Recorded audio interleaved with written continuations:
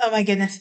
Kylie Kelsey has a podcast out called Not Gonna Lie. I'm watching one of the episodes now, and everything, and I'm so excited. I am very excited.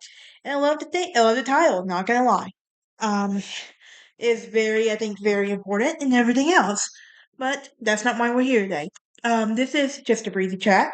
We're on season 8, episode 7, and you're probably wondering why it's labeled Excuse the Mess. Well, here's the thing life is messy. We all know that. Everyone knows it. But if you're new here, hit that like button, ring that bell for notifications, and please subscribe. Help a girl out. But, okay, there's a country artist who's one of my new favorite country artists. Her name is Ella Langley. She has a song called Excuse the Mess. And it is one of my favorite songs out there. And it resonates so much with me. And I love that. But I plan on doing a breezy review on it later, but I just want to tell you um I just want to tell you the chorus real quick. Please excuse the mess. I know I'm a little bit everywhere. There's a hell of a fire in my chest that ain't been put out, but I'm getting there. So I should clean up my act, clean up my mind. So watch your step if you're stepping aside. Ain't cared long enough. Ain't cared enough to pick it up yet. So until then, please excuse the mess. And then this is also one of my favorite things. I'm not going to go into it, but most people try to seem perfect, smile on the surface, but the wine and the want to just ain't working. So, like I said, this is just a breezy chat where we talk about a variety of topics. We are already on season 8, and I cannot believe that we've made it this far. And think I just started this podcast from my little room back in Hanceville, Alabama. Now I'm in Murfreesboro, Tennessee. And I love being up here in Tennessee. It's so much better for my peace of mind and everything else. But here's the thing. Never has the title of a song resonated so much. Excuse the mess. Like, can we just go ahead and excuse the mess and everything else? But I want to. Normally, I end the episode with a quote, but I want to start this episode off with a quote from Matthew Kelly. And it goes, when we pretend to be someone other than who we are, our true selves hide in fear and shame, and the fear of being discovered and the shame of not being enough. Now, I think that's important because I think it's very important that we need to be ourselves in life, and we're messy, we're human. Not all of us are this picture perfect glass house that we get so caught up in wanting to be, and we feel like we have to be. Life's messy. Let's just deal with it. Let's embrace our mess. Let's excuse the mess. Let's forget that we're not perfect. Let's forget that everyone else around us isn't perfect. Do we hold them to a standard of being perfect? Yes, because that's just the human in us and everything. But why do we want to excuse the mess? Well, let's embrace the mess to begin with. That embracing this mess is the idea that life can be messy. It's okay to accept it. That it can involve letting go of the desire to be in control and setting unrealistic goals. Maybe causing feelings of messiness. Instead, it can be about embracing the complexity of life and considering that it may be the kindest thing to do to oneself. I mean, I'm hard on myself. I'm going to be the first one to admit that. I admit that when I set myself to a project, I want it to be perfect. I want everything to be perfect. When I'm in party planning mode, I stress over the little details. That my brother Samuel, like, I had to remind him because me and him, like, we get so caught up in the little details that we often had to remind ourselves that that we have to embrace the little imperfections in life, and that's okay. It's messy. We just gotta do it. Deal with it. Um, why is this messiness beneficial? Messy play. It can help children build independence and resilience. And it can be engaging for children to develop these levels. And play also to help children develop skills, including social, emotional, physical, language, and more skills. There's self kindness. We have to remember that self kindness is being caring and understanding toward ourselves. And speaking to ourselves like we would a friend. Like, see, here's the thing. I'm not the friend that you want to tell you what you want to hear. I'm the friend that will tell you what you need to hear. My friends know this. My friends love me for it. And they also know I have their back no matter what they choose to do with their life. That's just who I am. I am a loyal ride or die person. Um, it's also common humanity. Like, we recognize the pain and failure in unavoidable parts of life and that they can happen to everyone. It's mindfulness. We have to be aware that of the present moment and not ignoring and exaggerating in difficult circumstances. There's mindful eating. We have to pay attention to what we eat and savoring each bite. Think about it. Those not only does that apply to food, but that applies to now. Because think about our words hurt. We say so many things that in a moment that we can't take back, and we have to be careful with our words and what we say. Sometimes we overeat our words, and we end up regretting it.